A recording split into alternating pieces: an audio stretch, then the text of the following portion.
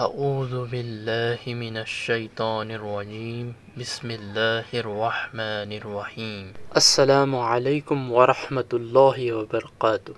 اللہ سبحانہ وتعالی نے قرآن مجید میں واضح طور سے یہ فرما دیا ہے، ان الذین فرقوا دینہم وقالوا شیعا لست منہم فی شیء انما امرہم الی اللہ ثم ینبئہم بما كانوا یفعلون۔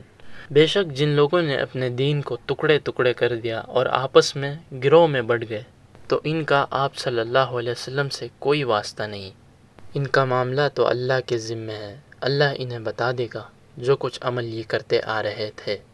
اس آیت میں اللہ سبحانہ وتعالی نے کلیئر کٹ یہ بتا دیا کہ جو لوگ بھی اللہ کے دین کو ٹکڑے ٹکڑے کریں گے اور آپس میں فرقوں میں بٹیں گے ان کا آپ صلی اللہ علیہ وسلم سے کوئی بھی واسطہ نہیں۔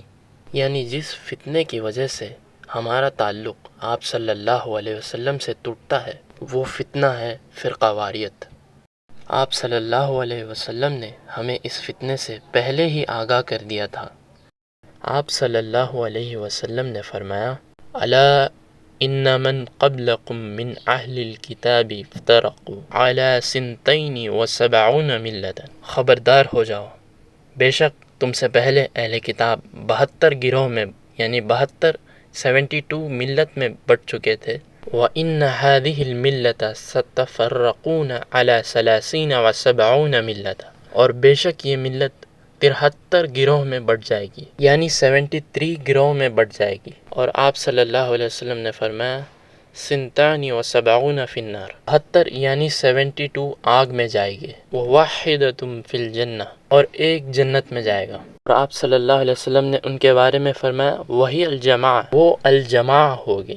اور عربی میں الجماع کا معنی ہے مل کر رہنے والے، یعنی ایک ساتھ رہنے والے۔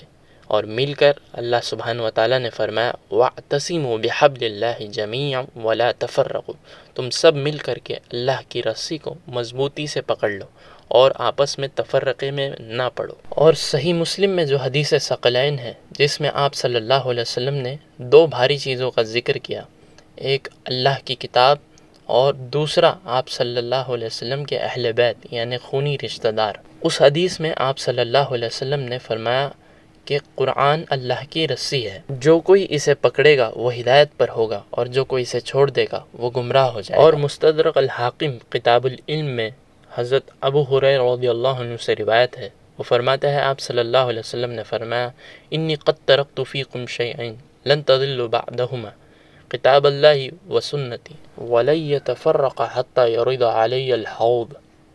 میں تمہارے درمیان 2 ایسی چیزیں چھوڑ کر جا رہا ہوں جس کے بعد تم کبھی گمراہ نہ ہوگے، ایک اللہ کی کتاب اور میری سنت، یہ ایک دوسرے سے کبھی جدا نہ ہوگے حتیٰ کہ حوض کوثر پر آ جائے۔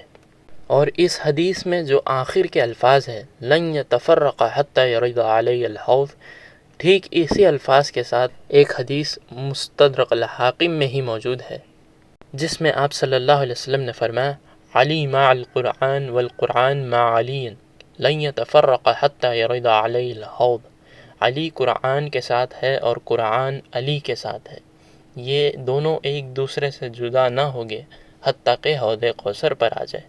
ہم نے نہ اللہ کی رسی کو مل کر تھاما، نہ اہل بیت کا آپ صلی اللہ علیہ وسلم کی نسبت کی وجہ سے خیال رکھا، اور نہ ہی قرآن و سنت پر ایک ساتھ مل کر چلے، اور نہ ہی ہم نے حضرت علی کی خلافت کے دوران جو جنگیں ہوئی جمل، صفین، نہروان، ان میں حضرت علی کو حق پر جانا، بلکہ یہ کہا کہ مخالفین کو بھی ایک اجر ملے گا، ان للہ و انا الیہ راجعون۔ جبکہ نبی کریم صلی اللہ علیہ وسلم نے حضرت علی کے حق ہونے پر کئی پیشن گوئی کی تھی جو کہ صحیح سند کے ساتھ احادیث کی کتابوں میں موجود ہے۔ نہ تو ہم نے قرآن کو برابر سے مانا اور نہ ہی احادیث کو، ہم نے اسے پس پش ڈال دیا۔ قرآن و احادیث میں سے ہم نے جو باتیں ہمارے پسند کی تھی وہ ہم نے پک کر لی، اور جو بات ہمارے فرقے یا ہمارے مسلک کے خلاف جاتی تھی وہ ہم نے چھوڑ دی، اسے نظر انداز کر دیا۔ ٹھیک اسی طرح جیسے پچھلی امتوں نے کیا تھا، یعنی یہودی اور نصارہ، جو کچھ ان کی طرف نازل کیا گیا تھا انہوں نے بھی اپنے مطلب کی بات لی اور جو باقی بات تھی وہ پس پش ڈال دی، اس سے نظر انداز کر دیا۔ بے شک آپ صلی اللہ علیہ وسلم نے سچ فرمایا تھا، لَتَتَّبِعُونَ سُنَّةَ مَنْ كَانَ قَبْلَكُمْ بَاعٌ بِبَاعٍ وَذِرْعٌ بِذِرْعٍ وَشِبْرٌ بِشِبْرٍ حَتَّى لَوْ دَخَلُوا فِي جَحْرِ الْضَبِّ لَدَخَلْتُمْ فِيهِ۔ آپ صلی اللہ علیہ وسلم نے فرمایا ضرور تم پچھلے لوگوں کی سنتوں پر یعنی ان کے نقش قدم پر چلو گے۔ آپ صلی اللہ علیہ وسلم نے فرمایا تم پہلی امتوں کے نقش قدم پر چلو گے۔ اگر وہ ایک باہ کی مقدار یعنی ایک ہاتھ پھیلانے کی مقدار چلے ہوگے تو تم بھی وہی مقدار چلو گے۔ اگر وہ ایک ہاتھ چلے ہوگے تو تم بھی ایک ہاتھ چلو گے، اور اگر وہ ایک بالش چلے ہوگے تو تم بھی ایک بالش چلو گے، یہاں تک کہ اگر وہ کسی سراغ میں گوہ کے سراغ میں داخل ہوئے ہوگے تو تم بھی داخل ہو جاؤ گے۔ صحابہ رضی اللہ عنہ نے سوال کیا کیا وہ یہودی اور نصارہ تھے؟ اور دوسری روایت کے مطابق آپ صلی اللہ علیہ وسلم سے سوال کیا گیا کیا وہ رومن اور پرشینز تھے؟ تو آپ صلی اللہ علیہ وسلم نے فرمایا فمن اذا، وہ نہیں تو اور کون ہو سکتے؟ بے شک آپ صلی اللہ علیہ وسلم نے سچ فرمایا۔ جو کچھ پچھلے امتوں نے کیا تھا اور ہلاک ہوئے تھے وہی کچھ یہ امت بھی کر رہی ہے۔ قرآن و حدیث کو پس پوچھ ڈال دیا؟ ہاں ڈال دیا، چیک۔ حق بات کو چھپانے کی کوشش کی؟ ہاں کیا، چیک۔ اپنے مولویوں کی اندھی تقلید کی؟ ہاں کی، چیک۔ اپنے پیروں اور اپنے درویشوں کی محبت میں اتنے غلو کر لیا، اتنے آگے بڑھ گئے کہ اللہ اور اس کے رسول کی تعلیمات کو کیا، اللہ اور اس کے رسول کو ہی پیچھے چھوڑ دیا۔ وہ ہر کام کر لیا جس سے اللہ اور اس کے رسول نے روکا تھا، اور جس بات کا آپ صلی اللہ علیہ وسلم نے حکم کیا اور جس بات کو آپ صلی اللہ علیہ وسلم نے واضح کیا، ہر اس چیز کے سامنے ہم نے اپنے علماء، اپنے درویش، اپنے پیروں کی باتیں لا کر آپ صلی اللہ علیہ وسلم اور قرآن کی باتوں کو جھٹلا دیا۔ جب قرآن میں اللہ سبحانہ و تعالیٰ واضح کر کر یہ بتاتا ہے ایاک نعبد و ایاک نستعین کہ تم جس سے دعا مانگتے ہو اسی سے تم مدد چاہو، اسی سے دعا کرو، اس کے آگے تو واضح کر دیا اور فرمایا اَمَّن يُجِيبُ الْمُضْطَرَّ إِذَا دَعَاهُ وَيَكْشِفُ السُّوءَ وَيَجْعَلُكُمْ خُلَفَاءَ الْأَرْضِ أَإِلَٰهٌ مَّعَ اللَّهِ قَلِيلًا مَّا تَذَكَّرُونَ کہ بتاؤ بھلا کون ہے جو مصیبت زدہ شخص کی دعا و پکار سنتا ہے اور اسے دکھ اور تکلیف سے نجات دیتا ہے، اور کون تمہیں زمین میں اگلوں کا جانشین بناتا ہے؟ کیا اللہ کے ساتھ بھی کوئی الہ ہے؟ یعنی اللہ کے ساتھ بھی کوئی الہ ہے جو یہ سب کام کرے؟ قلیلا ما تذکرون، بہت کم ہی تم نصیحت پکڑتے ہو۔ اللہ سبحانہ و تعالیٰ نے یہاں پر یہ واضح کر دیا جسے تم غیبی طور پر دعا و مدد کے لیے پکارتے ہو تم اسے اپنا الہ گمان کر چکے ہو۔ اللہ سبحانہ و تعالیٰ اس ایکسپلینیشن کو نہیں صحیح سمجھتا جو تم غلط تعویل کرتے ہو کہ ہم اللہ کا بندہ سمجھ کے پکارتے ہیں۔ اللہ سبحانہ و تعالیٰ نے فرمایا اَإِلَٰهٌ مَّعَ اللَّهِ کہ اللہ کے ساتھ بھی کوئی الہ ہے؟ قلیلا ما تذکرون، بہت ہی کم تم نصیحت پکڑتے ہو۔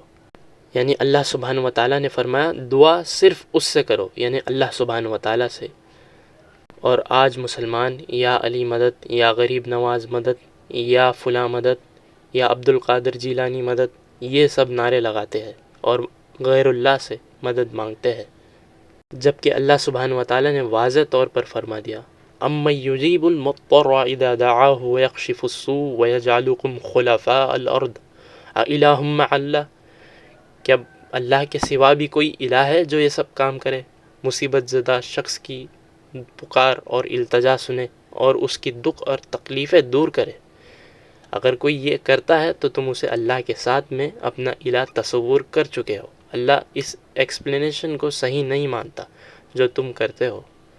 یعنی قرآن میں اللہ نے کہا کہ مجھ سے مانگو، دعا مجھ سے کرو، اور آج مسلمان دعا کر کس سے رہے، غیبی مدد کس سے پکار رہے؟ اللہ کو چھوڑ کر ہر آستانے پر جا کر یہ دعا کرتے ہیں۔ آپ صلی اللہ علیہ وسلم نے فرمایا میں تمہارے درمیان بھاری چیزیں چھوڑ کر جا رہا ہوں، ایک اللہ کی کتاب اور دوسرا اہل بیت کے معاملے میں اللہ سے ڈرنا۔ اہل بیت یعنی آپ صلی اللہ علیہ وسلم کے خونی رشتہ دار، آپ صلی اللہ علیہ وسلم کے گھر والے، لیکن اس امت نے نہ قرآن کو پکڑا اور نہ ہی اہل بیت کو زندہ چھوڑا۔ اللہ اکبر۔ نبی کریم صلی اللہ علیہ وسلم کی وفات کے تقریباً 50 سال کے بعد ہی آپ صلی اللہ علیہ وسلم کے اہل بیت کو شہید کر دیا گیا، مظلوماً قتل کر دیا گیا۔ اور آپ صلی اللہ علیہ وسلم نے فرمایا میں تمہارے درمیان 2 ایسی چیزیں چھوڑ کر جا رہا ہوں جس کے بعد تم کبھی گمراہ نہ ہوگے، ایک اللہ کی کتاب اور دوسری میری سنت۔ لیکن آج امت نے کیا کیا؟ قرآن کو چھوڑ دیا، اور سنت یعنی جس طرح سے آپ صلی اللہ علیہ وسلم کا طریقہ تھا نماز پڑھنے کا، روزے رکھنے کا، فلاں طریقہ تھا، اس طریقے کے مقابلے میں اپنے بزرگوں کو لے کر اپنے رسول کے مقابلے میں لے کر آ گئے۔ اللہ اکبر۔ کریم صلی اللہ علیہ وسلم کی سنت کو انہوں نے اس طرح سے پس پشت کر دیا کہ کیا ہمارے بزرگ نہیں جانتے تھے؟ کیا ان کو یہ بات نہیں پتہ تھی؟ اس طرح سے، حالانکہ واضح طور پر صحیح بخاری، صحیح مسلم اور جتنی بھی صحیح کتب احادیث موجود ہے، ان میں آپ صلی اللہ علیہ وسلم کے اعمال کس طرح تھے، آپ صلی اللہ علیہ وسلم کے طریقے کس طرح تھے، یہ سب لکھا ہوا ہے صحیح سند کے ساتھ، پھر بھی اسے ٹھکرا دیتے ہیں۔ کس پر؟ بزرگوں کی اندھی تقلید پر۔ آپ صلی اللہ علیہ وسلم نے فرمایا علی مع القرآن والقرآن مع علی، علی قرآن کے ساتھ ہے اور قرآن علی کے ساتھ ہے۔ اور ایک جگہ آپ صلی اللہ علیہ وسلم نے فرمایا ان منکم من یقاتل علی تعویل القرآن کما قتلوا علی تنزیلہ، تم میں سے ایک شخص ایسا ہے جو قرآن کی تعویل کے یعنی تفسیر کے خاطر لوگوں سے قتال کرے گا، جس طرح میں نے اس کے نزول پر قتال کیا۔ یعنی جنگ جمل ہو، جنگ صفین ہو، جنگ نہروان ہو، ان تمام جنگوں پر حق پر حضرت علی تھے۔ اور مشہور زمانہ صحیح بخاری 2812، جس میں آپ صلی اللہ علیہ وسلم نے واضح کر دیا کہ حق پر کون تھا۔ بے شک آپ صلی اللہ علیہ وسلم نے حق فرمایا، سچ فرمایا۔ یہ تمام باتیں، یہ تمام پیشن گوئیاں آپ صلی اللہ علیہ وسلم نے اپنے آپ سے نہیں بتائی تھی، آپ صلی اللہ علیہ وسلم کو اللہ عز و جل تعالی نے وحی کے ذریعے آپ صلی اللہ علیہ وسلم پر یہ سب باتیں کھولی تھی۔ یہ سب باتیں اللہ کی طرف سے حق ہے، اور جو کوئی حق کو چھپائے اللہ تعالیٰ نے سورہ بقرہ میں فرمایا اس پر لعنت ہے، تمام لعنت کرنے والوں، اللہ کی، فرشتوں کی اور تمام لعنت کرنے والوں کی لعنت ہے۔ کہ ہم نے یہ سب باتیں نہیں چھپائی تھی جس کو اللہ کے رسول نے واضح کر کر لوگوں کو بتا دیا۔ اللہ سبحانہ و تعالیٰ نے یہ واضح کر دیا ان الذین یکتمون، بے شک جو لوگ چھپاتے ہیں، ما انزلنا من بینات والہدی، جو کچھ ہم نے نازل کیا نشانیوں میں اور ہدایت میں، رشد و ہدایت میں، من بعد ما بینہ للناس فی الکتاب، بعد اس کے کہ ہم نے اسے مبینہ کر دیا لوگوں کے لیے کتاب میں، یعنی واضح طور پر اللہ سبحانہ و تعالیٰ نے اسے اپنی کتاب میں بتا دیا، اس کا بیان کر دیا، پھر بھی ان لوگوں نے اس حق کو چھپایا، اس اللہ کی وحی کی گئی بات کو لوگوں سے۔ ایسے لوگوں کے بارے میں اللہ سبحانہ و تعالیٰ نے آگے فرمایا اولئک یلعنہم اللہ، ایسے لوگوں پر اللہ کی لعنت ہے، ویلعنہم لاعنون، اور لعنت کرنے والوں کی لعنت ہے، یعنی ایسے لوگوں پر اللہ کی لعنت ہے۔ تو ہمیں چاہیے کہ ہم توبہ کریں اس چیز سے، اور کیسے توبہ کرے وہ بھی اللہ سبحانہ و تعالیٰ نے آگے فرما دیا ہے۔ الا الذین تابوا، بے شک جن لوگوں نے توبہ کی، واصلحوا، اور اصلاح کی اپنی، وبینوا، اور لوگوں سے جو بات چھپائی تھی وہ بیان کر دی، تو اللہ سبحانہ و تعالیٰ فرماتا ہے ایسے لوگوں کے لیے فاولئک اتوب علیہم، تو ایسے لوگوں کی توبہ قبول کی جائے گی، ایسے لوگوں کی توبہ قبول کرے گا اللہ سبحانہ و تعالیٰ۔ یہ نہیں کہ بات چھپائے ہی رکھی، لوگوں سے بات کو بیان کی اور اپنی اصلاح کی، تو ایسے لوگوں کی اللہ سبحانہ و تعالیٰ توبہ قبول کرتا ہے۔ وَأَنَا التَّوَّابُ الرَّحِيمُ، بے شک اللہ سبحانہ و تعالیٰ توبہ قبول کرنے والا اور بہت مہربان ہے۔ فرقہ واریت کی بڑی اور اصل وجہ یہی ہے کہ ہم نے قرآن کو پس پش ڈال دیا، قرآن کو ہم پڑھتے نہیں، سمجھتے نہیں، کوشش بھی نہیں کرتے۔ اسی سلسلے میں میں نے ایک کتاب لکھی ہے فرقہ واریت کی اصل وجہ۔ اس کتاب میں میں نے ان 12 وجوہات کا ذکر کیا اور ان کا حل قرآن اور صحیح احادیث سے واضح کر کر اس کتاب میں درج کیا۔ یہ کتاب ایک اختلافی موضوعات میں کہہ سکتے ہیں کہ انسائکلوپیڈیا ہے، کیونکہ اس میں طلاق کے اور نکاح کے اور اسی طرح سے کئی ایسے وجوہات کا ذکر کیا گیا ہے، اور اس میں اس کا حل بھی قرآن اور سنت سے بتایا گیا ہے۔ ضرور پڑھیے گا فرقہ واریت کی اصل وجہ، میں اس کا لنک ڈسکرپشن میں آپ کو پرووائڈ کر دوں گا، اور کمنٹ میں بھی۔ آج جو مسلمانوں پہ ظلم ڈھایا جا رہا ہے، غازہ میں، فلسطین میں، سیریا میں اور لبنان میں اور کئی جگہ پر، ان سب کی وجوہات یہ ایک ہی ہے کہ مسلمان منتشر ہے، مسلمان ایک جٹ نہیں ہے، مسلمان فرقوں میں بٹ چکے ہیں۔ ان سب چیزوں کی وجہ یہی ہے۔ اللہ ہمیں ہدایت دے، ہم قرآن کو سب مل کر ایک ساتھ مضبوطی کے ساتھ پکڑ لیں اور آپس میں فرقوں میں نہ بٹے۔ اللہ اللہ اللہ اللہ، میرے مالک میرے آقا ذرا نظر کرم کر دے، میرے اللہ میرے مولا رحم کر دے، رحم کر دے۔ عقل کے ہیں سبھی اندھے، عمل ہیں سب کے سب گندے، گناہوں میں دھسے ہیں ہم مگر تیرے ہی ہیں بندے۔ میرے مالک میرے آقا ذرا نظر کرم کر دے، تیری رسی کو چھوڑا ہے فساد و شر میں الجھے ہیں، بھلا کر آخرت کو ہم یوں مال و زر میں الجھے ہیں۔ نہ دوزخ کا رہا ہے ڈر، نہ جنت کی طلب کوئی، فقط کہنے کو زندہ ہے نہیں جینے کا ڈھب کوئی۔ میرے مالک میرے آقا ذرا نظر کرم کر دے، میرے اللہ میرے مولا رحم کر دے، رحم کر دے۔ اللہ اللہ اللہ اللہ، ہمیں حاکم بھی ہیں یا رب، ہمیں محکوم بنتے ہیں کہ بن بیٹھے ہیں ظالم ہم مگر مظلوم بنتے ہیں۔ ہوئی ہے دین سے دوری، یہ دنیا پہ فدا ہم ہیں کہ اب جس حال میں ہیں ہم خود ہی اس کی وجہ ہم ہیں۔ میرے مالک میرے آقا ذرا نظر کرم کر دے، میرے اللہ میرے مولا رحم کر دے، رحم کر دے۔ عقل کے ہیں سبھی اندھے، عمل ہیں سب کے سب گندے، گناہوں میں دھسے ہیں ہم مگر تیرے ہی ہیں بندے۔ میرے مالک میرے آقا ذرا نظر کرم کر دے، میرے اللہ میرے مولا رحم کر دے، رحم کر دے۔